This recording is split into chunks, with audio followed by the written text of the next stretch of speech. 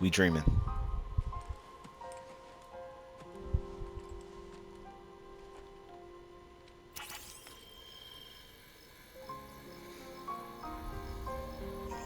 You missed a spot. Morning. The weather has cleared.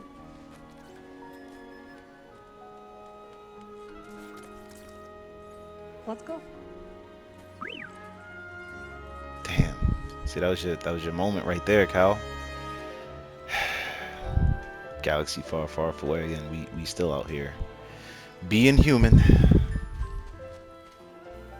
Man, I was totally hoping Cal and Merrin hit it off way more strongly, if you know what I mean. But camp out, sleepover sesh, I guess that's a good start. Whatever. Welcome back, Force Sensitives. It's your boy Darth Bellum. We are back at it again, and I'm actually gonna like eliminate the numbered episodes because I'm peeping that a lot of like other YouTubers that are covering Jedi Survivor, they're like flying through this thing in like a handful of episodes, and I'm kind of trying to just stay as immersed as I can while also delivering to the people that I know won't play this game, who know me personally, and to just people who want to like get some insight behind the lore of the game. Like I want to deliver something a little bit more concise, you know, and narrative based, while still showing off that I got these hands in this game. And the big brain moves of possibly some puzzle episodes, but we'll cross those bridges when we get there. Without further ado, though, let's dive into a quick summary of what's taken place in the story thus far.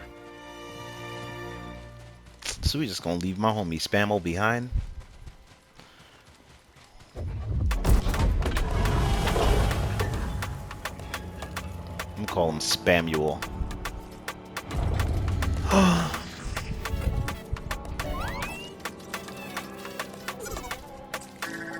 Is it? Hello, my friend. Yo! Very good to see you again. Oh, head! Master Cordova. Dap him up, yo. It's an honor. Never thought I'd meet you in person. So we finally make it to the base where we meet Master Eno Cordova, finally, after all this time. He was the original Jedi Master who, well, the original owner of BD-1, and the guy who was responsible for, like, assisting us in reclaiming our Jedi powers back in Jedi Fallen Order, the first game. I'm gonna be honest with you guys, I really thought he was dead the entire time, so this was like a super pleasant surprise to see that the homie is out here alive and kicking. And he's been working hand in hand with both Cere and Merrin, surprisingly, because I didn't think that she would stick around long enough for anybody, but that's neither here nor there. Me and her gonna have to talk about that later. But he's been working with both of them to basically rebuild the old Jedi archives, which we've seen in the temple, but it's being rebuilt here on Jedha. And the reason why it's being built here on Jedha is because this is like a prime location for what's known as the Path. Now, for those of you who haven't watched Kenobi, the Path is basically like the underground railroad for Jedi and refugees of planets that are just trying to escape the vicious vice grip of the Empire. So, needless to say, my man has been pretty busy here on Jedha holding it down. It is critical, of course, that our work remains. Merrin, can we hold hands? Like, I want to take this to the next level. Better you ask Cere yourself. Whatever. Meanwhile, Do the flip, do the flip, do the flip. Get airborne on that ass. Oh, if I could do that in real life, it's over for y'all. Is it time? I'm about to meet. Okay, Sister Cere, what's up? Just keep trying. It's not like Brother Armani has to break contact. I'm hoping whatever happens, they explain it and like get me out of the fact that Kestis. Order 66 was more like Order Welcome to 33. Jeddah. I knew the storm wouldn't deter you. Y'all could have had a Temple Archive. more warm welcome. We're trying. As long as this knowledge remains, the legacy of the Jedi survives. Beautiful. It's incredible. So Cere goes on to elaborate about the hidden path and her involvement with it. And as she's talking about it, It's just interesting that even Cal was like, well, why didn't you involve me? And they have their back and forth about how he seemed more militant, and she realized that her personal path was one more of subterfuge and one a little bit less in the way, because that's the best way to not essentially win the war, but to just survive, which is a theme in this game that I'm getting. It's almost like it's a part of the title. You never asked. Besides, I hear you've been busy making yourself the Empire's most wanted.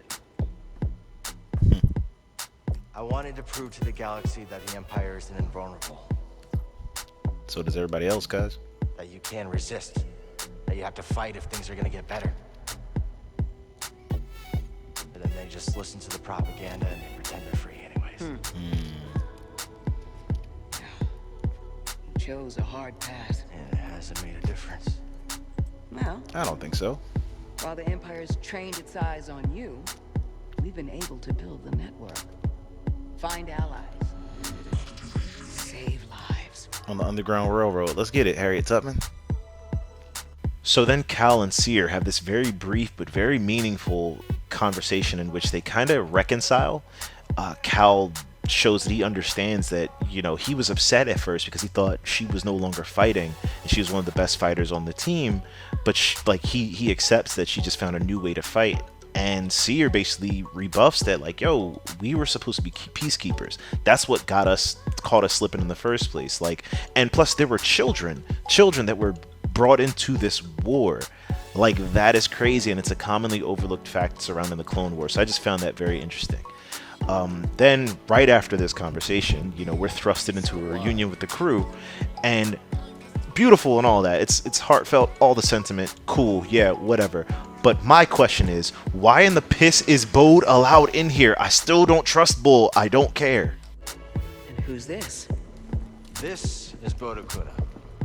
He's a friend. Dog, we just letting him see everything. He gonna turn on everybody. I don't. So, touch on reunion and my suspicions about Bode aside, at this point they dish out the plot thus far about how we're looking for this missing planet called Tanalorr on behalf of a droid and her deceased Jedi Master from the High Republic. We're also dealing with the homie Dagan Gera. Master Cordova looks into things further after we let him know what's going down, and he basically sends us on a split mission to collect these artifacts that should help us locate Tanalorr. Unfortunately, I learned that Merrin can't come, and I'm utterly devastated about that, but that'll lead us into the next part, where we kind of get into the combat forms.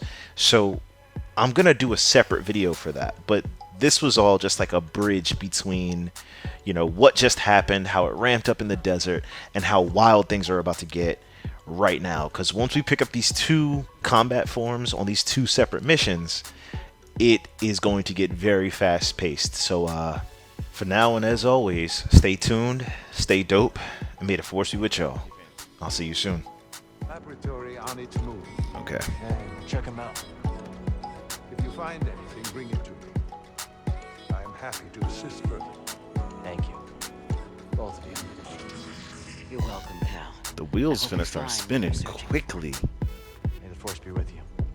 And with you. Wakanda forever, cousin. I get it. I get it. Even though you probably was cool with Namor and them.